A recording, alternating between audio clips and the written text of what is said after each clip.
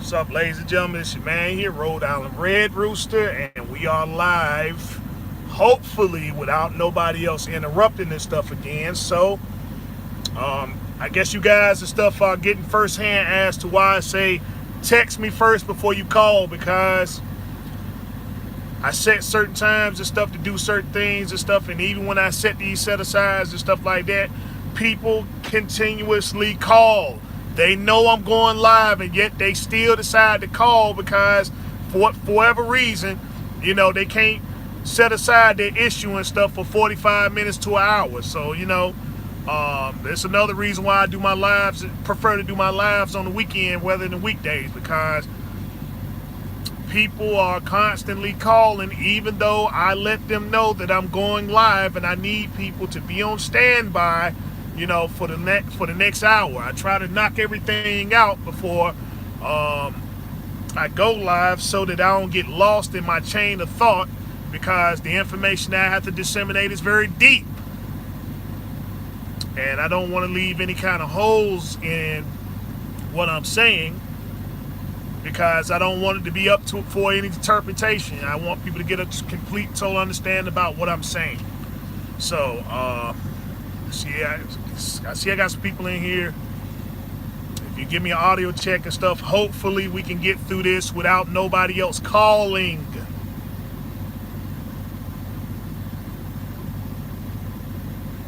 Because they know I'm live. They know I'm live. When you call, it messes the live stream up.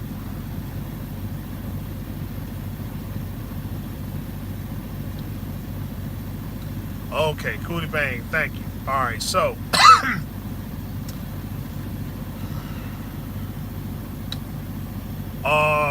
first let me explain my post that I put up there and stuff on my page, because that was no mistake. That truck that you seen in my yard, that was actually at my yard at my house. That was no mistake of what you were seeing. I kind of poke fun and stuff at it, but at the same time, this is the very reason. What you seen, that truck that you seen in front of my yard, is the very reason why people who have information decide to just go ahead and say, well, you know what, I'm just going to keep it, and if you want the information, you're going to have to pay me to get it. Because people will take your information, go in one end out the other, and think that they got everything figured out and will do everything opposite of what you say. And just to find themselves 6 months in, a year in and stuff, and they have no progress. They're quick to get up here and stuff and say, well, you know what, hey, this is the greatest company in the world, and then they leave in this company to go somewhere else and go somewhere else and go somewhere else, rather than listen to the people who are out here doing the doggone thing. I'm seeing a lot of people just jumping up and just saying whatever they want to say and stuff, which is cool, but they have no science to substantiate the claim of what they're talking about. Making themselves look real foolish. They're making themselves look real foolish and stuff. I see some people want to go after some of the powerhouses and stuff like that, and then they want to call themselves OGs. How can you be an OG or something if you don't have anything? You're trying to make a name. You're trying to make a name for yourself by going after people who are established and already have things and stuff set up. Where's your truck? Where is it? Where's your step-by-step process and stuff, man, on how to get things done? Because, I see the people that, the people and stuff that you're kind of leery about, they got theirs. Where's yours? This is why people decide not to share the information, because of things just like that. You got a truck sitting in the yard. That you're paying $728 a week for, that you ain't making no money. You done been off work for a week. And then, they decide on what kind of freight and stuff that you're going to haul, what lane you're going to run, so on and so forth. And then you're talking about, oh, well, I got control.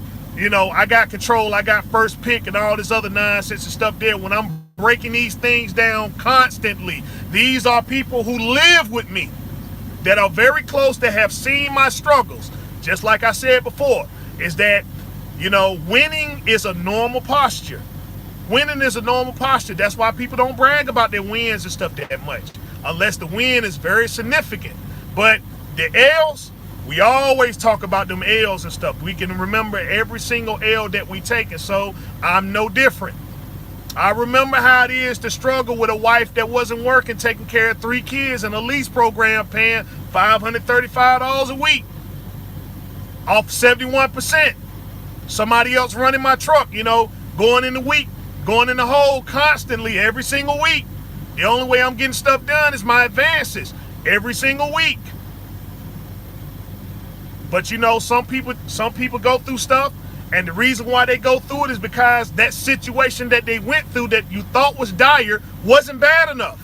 No, I got to step it up, man, and see if I can do worse than that first L that I took. Let me get a second L, a third L, a fourth L, because I love these L's. Next thing you know, these L's and stuff become normal. That's your new normal right there and stuff. Losing is not a normal posture, but some people are trying to make it normal. And then they put the information out here because, misery loves company. They want you to be losers too. They want you to be losers too. Get out here and get comfortable, just like me, paying all this money in a truck that I'm never going to own. Don't worry about getting your stuff established or getting your credit stuff established. Don't worry about trying to move towards independence. Don't do any of that. Just stay right here in this position and let everybody else make the money except you. And you're the one that's putting in the most work. Make everybody else rich. Get everybody else credit and stuff straight. Because it's just money at the end of the day.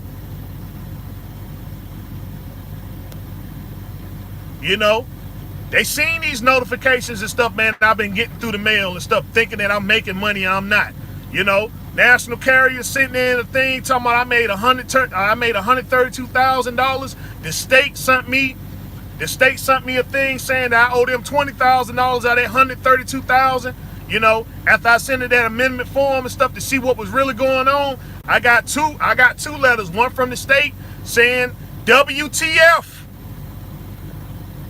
WTF. The federal, the feds and stuff, when they wrote me back, they sent me a part of the Constitution about the 14th Amendment. They say, hey, do you know about this 14th Amendment right here? Because this right here is in the Constitution. For those of you that don't know, it's the abolishment of slavery.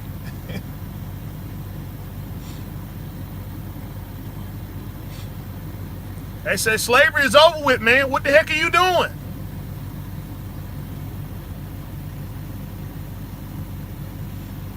But you get the point of stuff, man, is that, hey, look, that's not the way to go.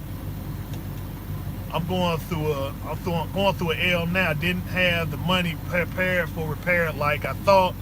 Had a repair that has caused me to shut my truck down for a while. Hey, these things happen, man. Hey, these things happen and stuff, man. I'm not gonna lie to you. It's a real bad position to be in and stuff. Hey, look, I leased it. My truck shut down. I had to lease a truck. And stuff for, excuse me, daggone. My truck went down and stuff because of a clutch. I didn't have no money put together. Tax time rolled around. Everybody got their tax money. I just needed $2,200 to get myself straight. Everybody else went out there and partied because they didn't think too much of investing in me. So I had to go and lease a truck. I had to get in the lease program and stuff like that. It took me 6 months. At $775 a week is what they charge for that truck. To put the clutch in and stuff was only $2,200. I leased that truck for 6 months, and when I turned it in, I still owed $10,000 just to fix a $2,000 clutch.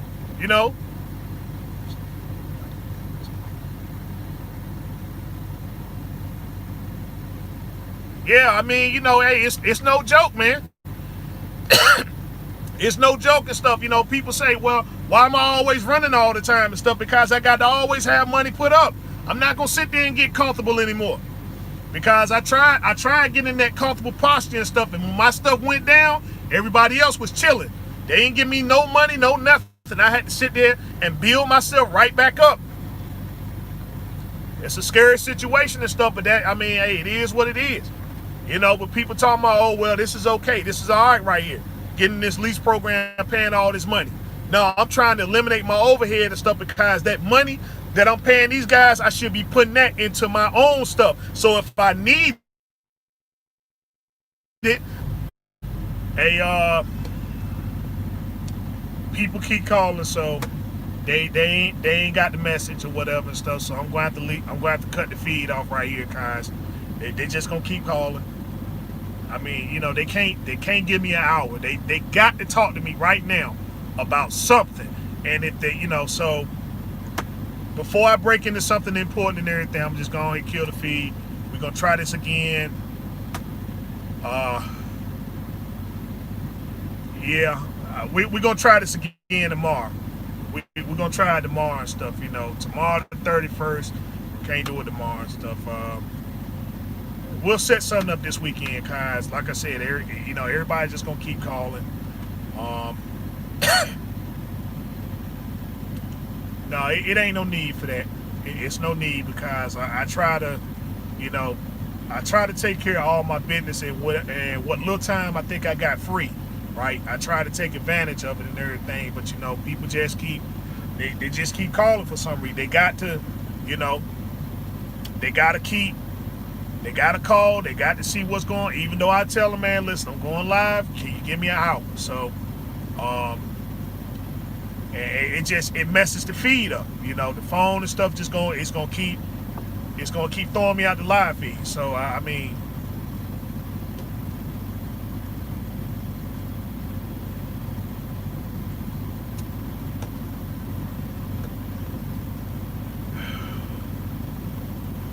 you know,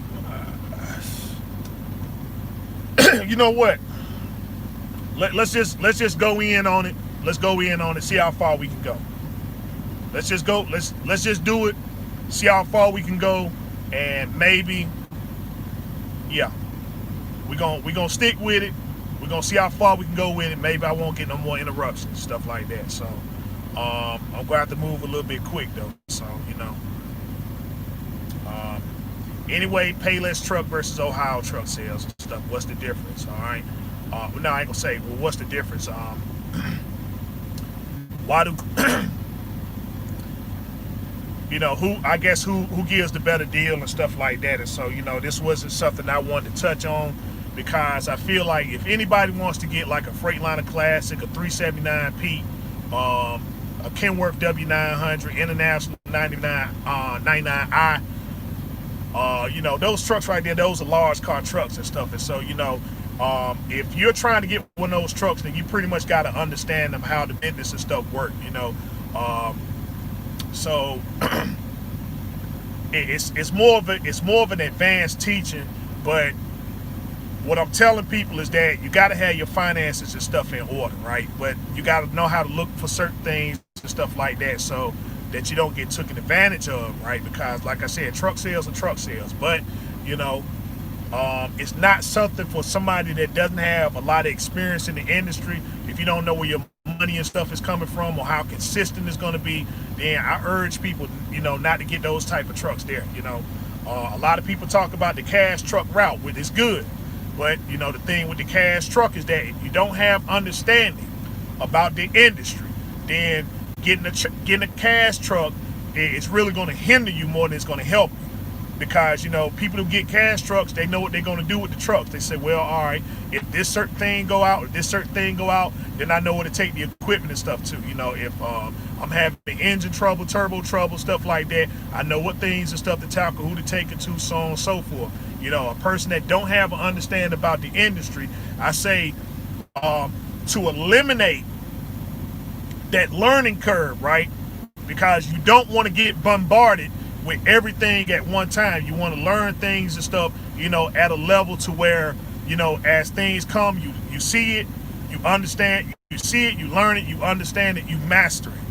You see, and you know, all these things and stuff take time. So I tell people, like, you know, usually within your first year and stuff, if you get your license, You know, if you get your license and stuff like that, and you go, you know, be a company driver, learn the roads, learn where everything and stuff is at, learn it off somebody else's dollar, right? And that way you can get a feel of what you need to do next if you have little experience and stuff. But you know, as you progress, you say, well, I want to make that step into being an own operator, but I don't want to step in all the way. Then that's what the lease program and stuff is for. It gives you somewhat of an understanding of the responsibilities of what it means to be an own operator and stuff, right? Now, the expenses is something that you can learn to master at your leisure, because the lease program, you know, the money that you got to pay into the truck, that's money that you put inside your business weekly. You see what I'm saying? Just like you got to pay for that truck, but you can't borrow against it. It's the same thing that you put in your business weekly, but that's money that you can borrow against. You know, so when things and stuff come up, you know, okay, this is the reason why the payments and stuff were as high they were, because I had this money set aside now that I could borrow, you know, that I could use and stuff. And then, hey, you can set whatever interest rate you want to set towards yourself, you know, but there's nobody making any money off of it except you. So when you use the money, you put the money back, and that's it. If you take $1,000, you put $1,000 back. It's not $1,000 to me, and then I got to pay $500 for using the money because it was somebody else's. You know, you put that money and stuff, and then you put it together. Then you got a nice little nest egg, a nice little escrow. So if things come up, you know, the decision that you make is, well, am I going to pay for this repair? If it's something that's astronomical, or do I just go ahead and scrap it and go get me another truck? Man, I've been driving for 30 years. It's hard as hell to get a truck when you haven't bought one. Is that you got two types of banks. Should have started own operator sooner. Yeah. Now, the thing is that it's two types of banks out here and stuff. You got the bank, you know, you got the banks, you know, you got the banks and stuff, and then you got financial lenders, which are also banks too. But the financial lenders have a better understanding about what they're actually, you know, lending you the money and stuff for. You know, a bank is just saying, okay, well, you present us with the idea, you give us a presentation, then you tell us how you're gonna get the money and stuff paid back based upon what interest level and stuff that we set for you. You know, but financial institutions, on the other hand, they're nothing more but the people that are selling the equipment anyway, right? They're the people that's selling the equipment anyway, so they have a better understanding to say, well, all right, you can purchase this investment, but for whatever reason and stuff, if things don't work out for you, I can take the truck back, and I already made a profit based upon the things and stuff that I got set up. This is why they tell you, well, you know, you need 20% down on the truck, because they already made their money back, and they're already anticipating the fact that they may have to repo the truck, but they got 20% of the truck. Then, you know, whatever time and stuff that you had it, you know, then they're gonna repossess it, they're gonna fix the truck back up, and then, you know, sell it to somebody else, put it back in their program. The banks don't do that. The banks lend you the money with the intention of you just gonna pay back the loan. But if they have to repossess the truck, right, then they're the ones that's taking the loss on it, you know, because they got to get whatever money that they can off the truck. Financial institutions understand that, well, okay, people are paying for trucks, you know, so they can center that stuff around the trucking industry. The banks don't do that. Banks are not centered around the trucking industry and stuff, so they don't have very much understanding. That's why, you know, it's very hard to get a loan from them, other than the fact of you're going over here and you're purchasing a new truck. If you're getting a new truck, then yeah, they'll give you the loan and stuff like that. They'll approve you for the loan, because they know, okay, well, based upon your dissertation and stuff, then, you know, things are gonna be on the up and up. They're gonna give you a fair and decent rate on a bank versus a financial institution where you're sitting there paying, you know, you're paying weekly. You know, the banks, you're paying monthly.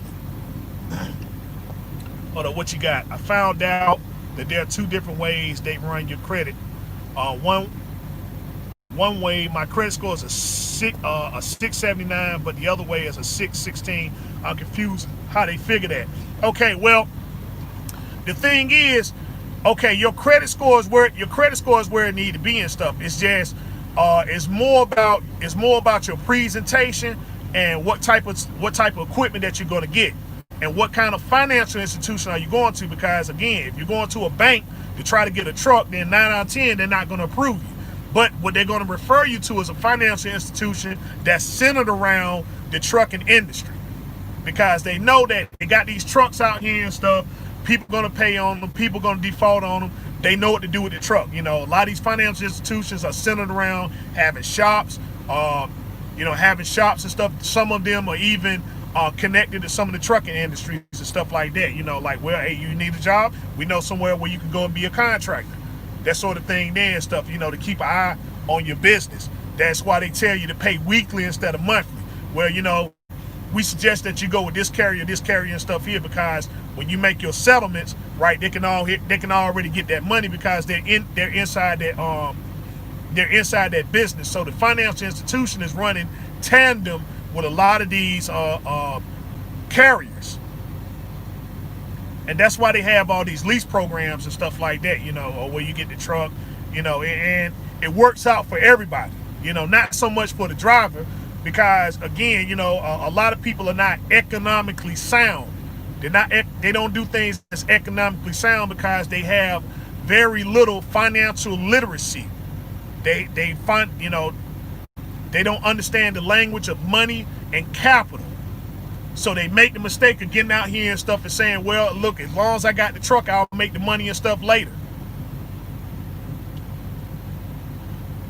I checked with Ohio Truck Sales today, but I bought, you know, to buy a W900. Who knows though, but it's about the down payment. Right, now, I'm gonna go ahead and break into that and stuff. Now, if you're talking about buying a Freightliner Classic, Kenworth W900, Peterbilt 379, International 9900i, those are large car trucks and stuff that usually hold value. So I'm gonna go on the truck, you know, the trucks that hold the most value is the Kenworth W900 and the Peterbilt 379. Those are the trucks that hold the most value and stuff like that. Now,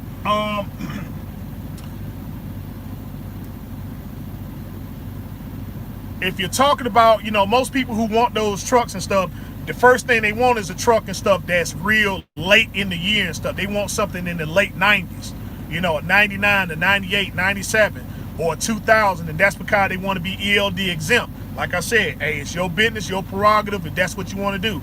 But those particular trucks there and those engines, right, they cost more because of the incentive of not running ELD and stuff. You know, a lot of your Detroit 60 series motors and stuff that are 99s and 2000s, your cat motor, the 3406, the 3406, the 6NZ, you know, those motors there and stuff, they cost more. They cost more if they're later in year. But if you know, same motor, you can still get that same 3406. You can still get that 3406, that same 6NZ, that Detroit 60 series, the Cummins, you know, the Cummins N14. Now they discontinued the N14 back in 2001. Same thing with the 3406.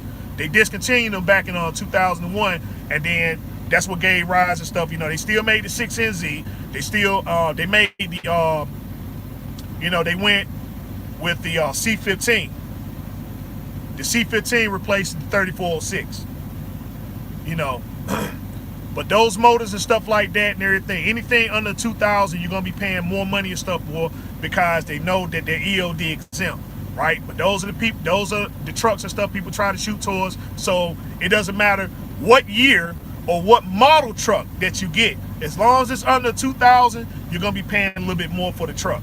But you know, particularly the 379, the W900, those trucks and stuff hold value. So you know, it's a good looking truck, and then on the top of that, that you can still run the truck and be ELD exempt. You know, that's more reason to put a bigger price tag and stuff on it. But it's not something that recommended for people who don't have an understanding about the industry. Because again, when you're dealing with these financial institutions and stuff like that, if you got your ducks in a row, then it's really no big deal. You're gonna get the truck and stuff because you're gonna enjoy it. It's just like buying a Cadillac or a Mercedes-Benz or, you know, any kind of luxury vehicle, because that's what that truck is. It's a luxury truck. You know, I want something to 07 or older because of no after treatment. Okay, Now I'm gonna get into that. And stuff. But like I said, those trucks, they're luxury vehicles. Large cars are luxury vehicles and stuff. That's why most people who get those trucks and stuff, they keep them forever. When you go to the chrome shop and stuff like that, they usually got everything all laid out for you. You go to truck shows and stuff, man, that's what they got. People get the trucks, they customize the trucks because they keep them for the long haul. And so, if people get rid of them, it's either because they passed away, and stuff, or they retired. But they don't usually do anything else and stuff with the truck. They just upgrade and stuff like that. So, that's the incentive of having a truck, that's under a 2000, right? But the truck still holds value. Now, the second thing is that most people want a pre-emission truck, right? They want a pre-emission truck, anything that's a 07, anything that's below 07, because they don't want to deal with after treatment. Okay, so they understand this too and stuff, and so it's a little bit of a markup. Not so much as the the 2000s and stuff like that. They're not marked up that high, but they're marked up just a little bit higher and stuff because they know, okay, yeah, I don't want to deal with after treatment and stuff like that. I want a truck I can just drive and I ain't got to worry about doing regens and buying DEF and buying filters and all the other stuff there and everything, right? So you go that route there and stuff.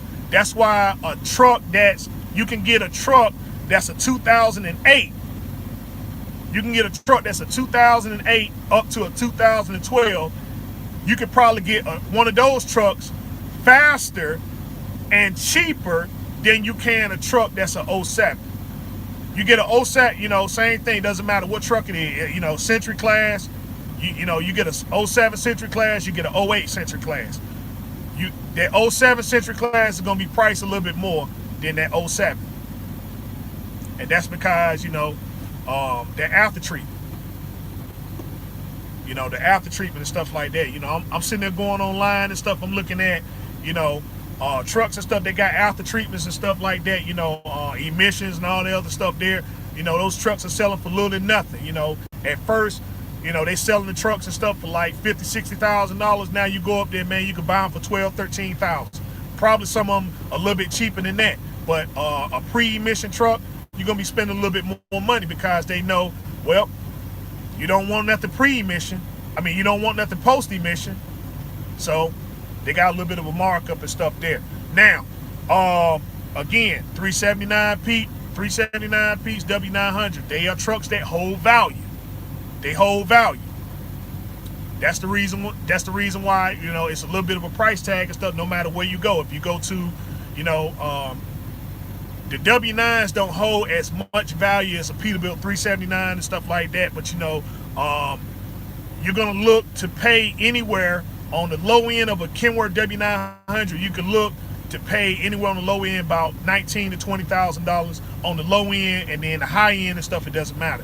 Now, 379 Peterbilt, the low end on one of those trucks there and stuff is about $30,000 and stuff like that. That's the low end, and then the price is going to go up. Like I said, it just depends on the seller, but for the most part and stuff like that, you're not going to find a W9 on a common basis lower than $20,000. Same thing with a Peterbilt 379 and stuff. You're not going to find one lower than $30,000. Okay, like I said, they just trucks and stuff. They hold value.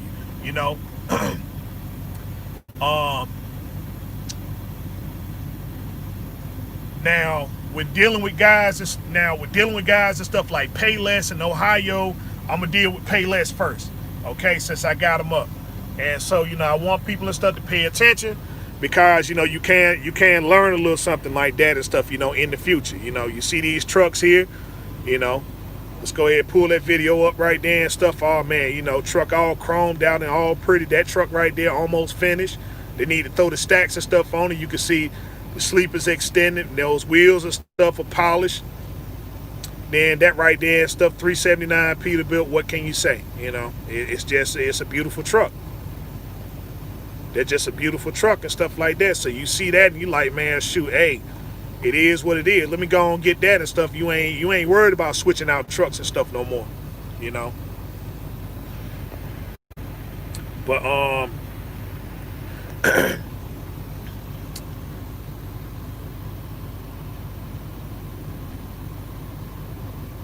now, these guys right here, Payless, you know, Payless truck.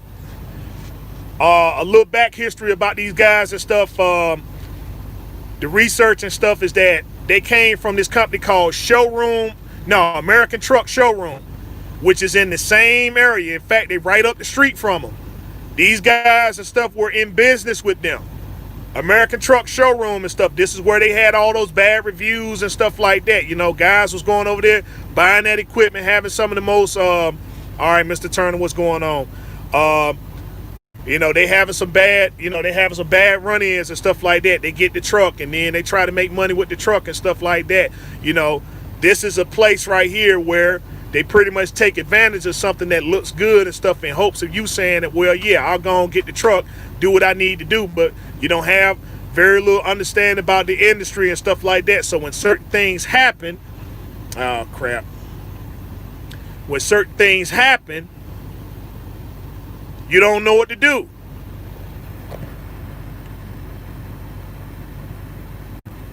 Oh, well, you know, I sat there and saved up my money and I got $10,000. And so, you know, I got the 10 grand and and stuff. I'm going to get me something a little bit better than I'm going to get something better than a Century Class, a Columbia, or a Cascadia. You know, I'm going to get something better than a Pro Star. You know, that's why when quality was in business, what were the trucks and stuff that everybody was trying to get? Oh, man, I'm going to go get a Lone Star. I'm going to go and jump in that Lone Star and stuff, you know, because it was a better looking truck and stuff like that. You know, it was a large car. Oh, man, I'm going to see if I get that W9, you know. Hey, it's zero money down and stuff, and you get the truck, and then you couldn't make no money with it, but you was looking good going down the road. Meanwhile, you know, the fuel efficient trucks and stuff that could have saved you some money, save you a little bit on the pocket. No, you didn't want those trucks. Oh, well, shoot, I could just be a company driver and get those trucks there. And then that's when you found out why a lot of these companies prefer to get those trucks versus these trucks right here and stuff, you know. They're more easier to operate. And stuff, you know. They're more fuel efficient. When you're running a fleet, you're not really too concerned and stuff about if you got a 379P and a W900. You know, hey, I just need a fleet of trucks and stuff, man, that can get out here and that can do the job. You know, I don't want a whole bunch of stuff in them. Heck, I ain't got to drive it. They're just the tools to do the job and stuff. And I'm going to hire people to do the tools to do the job. But if this one truck right here, this one 379P, but then it's priced at this price right here and stuff, but that one truck, I could probably buy 3 of these trucks right here. You know, if I can buy 3 of these, what am I going to do? I'm in business and stuff, man, I'm in business to make money. You know, when you're own operating, you're a one truck, one trailer operation, then you can be in business to look good. Because you're making money, because it's an operation that you're centered around. So you know the ins and outs, the goods, the bad, those sort of things, and stuff, you know, the coming and going, you know, the consistency of the money and stuff like that. That's what determines whether you're going to be in and out of chrome shops and stuff or just in and out of other shops and stuff like that, you know. When you're making, you know, you understand your settlements and stuff like that, and you're sitting there, you're actually making a solid settlement, right? $6,000 and stuff a week. Those guys, $5,000 a week and stuff, you know, that money's coming in consistently. Then you can start thinking about some of these trucks and stuff with a big price tag on it. If you know that your money's consistent, if you already know what to do, when to do, how to do it, you know, or if you just say, man, listen, I just want to get out here, I want to look good and stuff like that, but I ain't really too interested in the truck and stuff like that, then, you know, you stick with one of these fleet model trucks. You know, I'm going to just do something else and stuff with my money. But anyhow, these guys came from American Truck Showroom. They got a bad reputation. And so, you know, my thing is once a rat, always a rat, right? And how you know, because they went